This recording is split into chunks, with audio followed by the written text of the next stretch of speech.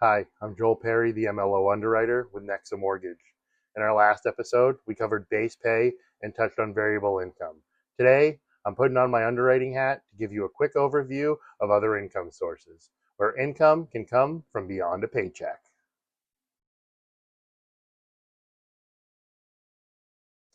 So let's start with retirement income. This is going to include pensions, 401ks, IRAs, and Social Security, both personal and surviving spouse benefits.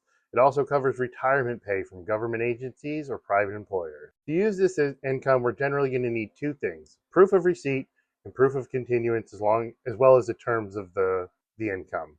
Typically, that means an award letter and a bank statement showing deposits, and that's it. For annuity or retirement account distributions like an IRA, a 401k, we don't calculate income from the account balance. We use the actual amount received. If someone's receiving $500 a month, that's the income we use.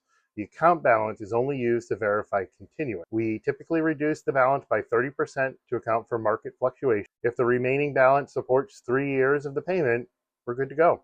Nothing else would be needed for that. So now let's talk a little bit about Social Security income, including retirement and surviving spouse benefits. Disability we'll touch on now. So here's the cool thing about Social Security income. 15% of it can be grossed up automatically by 25%. No tax returns or proof of non-taxable amount required because it's law and it's considered non-tax. So why gross it up? We gross it up because W-2 income is calculated before taxes, and grossing up non-taxable income helps level the playing field. So if you need to gross up the other types of income, you need tax returns.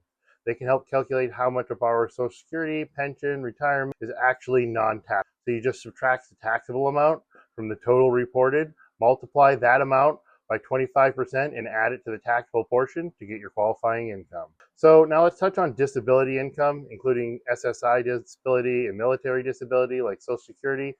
This is often non-taxable. It can be grossed up 25% with no other document. The documentation to show the income is going to be the same: award letter and proof of deposit, but continuance is still going to matter. Outside of retirement and disability, there's a whole category of other income sources, and this is where things start to get interesting. And these might be things that you didn't think of that are available. So let's start with child support, alimony, and public assistance. But keep in mind, loan officers are not allowed by law to ask if you receive any of these. You have to volunteer that information. Dividend and interest income, rental income. We'll dive into this a lot deeper in a future episode. Self-employed income, again, we'll dive into it deeper, but you might not think like Uber or DoorDash, things like that. If they're on your tax returns, they count as a second job and we can consider it. Foreign income, if you claim it on the tax returns and it's going to continue, it's usable. Royalty income, this goes on your Schedule E next to your rental income. This maybe from something that you were associated with back in the day. Asset income, those are going to be pretty strict, and if you want to use that, then get a hold of me. We can also use restricted stock income, RSU is what it's called. Capital gains income is allowed if it's consistent and likely to continue. That's the big issue with all of it, likely to continue. Here's the big takeaway: if it's legal, taxable income that shows up on your return and we can prove you receive it and will continue to receive it, it may qualify. There are too many income types to list them all here. So if you're wondering about a specific one, drop it in the comments, or better yet, give me a call or a text at 480-710-7063 and I'm sure to get back to you.